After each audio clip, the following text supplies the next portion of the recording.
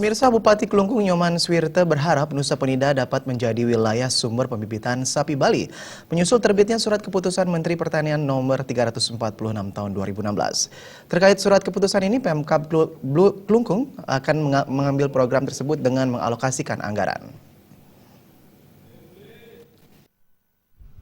Bupati Klungkung Nyoman Swirte mengungkapkan kajian terhadap sapi Nusa Penida yang dikenal keunggulannya telah dilakukan PKSB Unut. Saat ini sesuai keputusan Menteri Pertanian Nomor 34 Tahun 2016. Nusa Penida sebagai wilayah sumber bibit sapi Bali yang dikenal keunggulannya. Letaknya yang terpisahkan oleh laut menuju ke Nusa Penida, sehingga sapi Nusa Penida terbebas dari penyakit seperti antraks dan penyakit lainnya. Untuk itu pemerintah Kabupaten Klungkung berharap ke depan Nusa Penida menjadi wilayah sumber bibit sapi Bali yang unggul.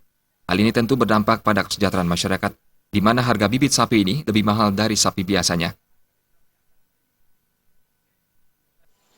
SK inilah pintu masuk untuk menunjukkan bahwa sapi Bali mempunyai keunggulan yang luar biasa di bidang sapi ini, yaitu sapi Nusa Penida, yang nanti harapan saya akan menjadi bibit-bibit unggul yang kita fokuskan adalah pembibitan sapi Nusa Penida, sehingga harapan nanti menuju kesejahteraan masyarakat apabila bibit sapi ini bisa dijual dengan harga yang mahal.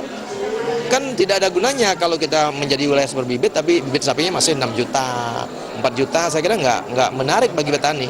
Karena ending semua adalah kesejahteraan petani, kesejahteraan dari masyarakat gitu. Pemerintah mendorong Unut serius melakukan kajian termasuk keputusan Kementerian Pertanian sehingga tidak menjadi wacana momentum kegagalan, namun ke depan bisa terrealisasi. Pemkab Klungkung pun akan siap mengawal program ini dengan mengalokasikan anggaran termasuk kesiapan Bupati Klungkung menjadi Duta Sapi Bali. Pera Widya dan Alit Setiawan, Bali TV.